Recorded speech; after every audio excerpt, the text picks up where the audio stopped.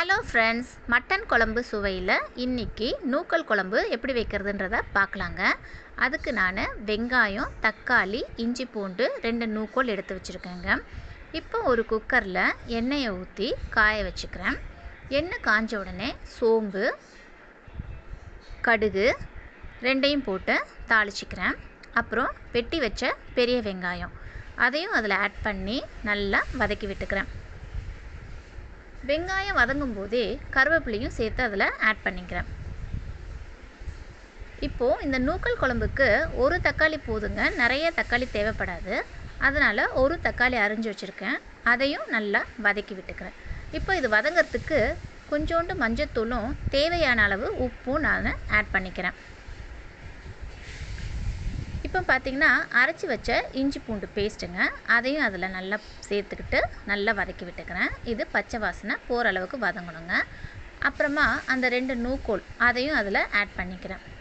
இப்போ இது எல்லாத்தையும் சேர்த்து நல்ல ஒரு பெரட்டி எடுத்துக்கிறேங்க.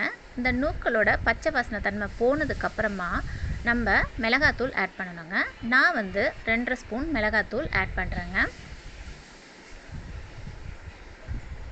இப்போது இதையும் நல்ல ஒரு பெரட்டி எடுத்துகிட்டு தேவையான அளவு தண்ணி சேர்த்துக்கிறேங்க.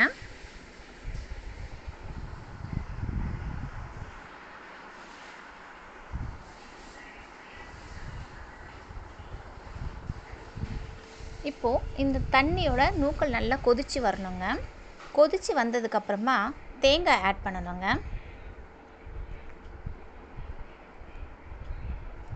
இப்போது இந்த நூக்கல் குழம்புக்கு நான் 2 பத்தை தேங்காய் எடுத்துக்கிறேங்க. தேங்காய் உடைச்சி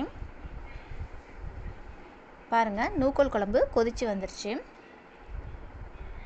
இப்போது தேங்காய் அரைச்சிருக்கேங்க, அது அதோட பால் மட்டும்தாங்க நான் ஆட் பண்ணுறேன். இப்போ என்ன பண்ண போகிறேன்னா 2 விசில் போட்டு மூடி வைக்கிறேங்க, இந்த நூக்கல் வேகணுன்றதுக்காக.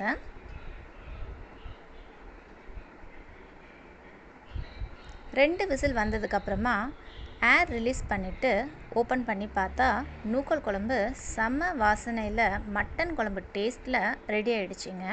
நீங்களும் உங்கள் வீட்டில் இதை செஞ்சு ட்ரை பண்ணி பாருங்கள். தேங்க்யூ ஃபார் வாட்சிங்.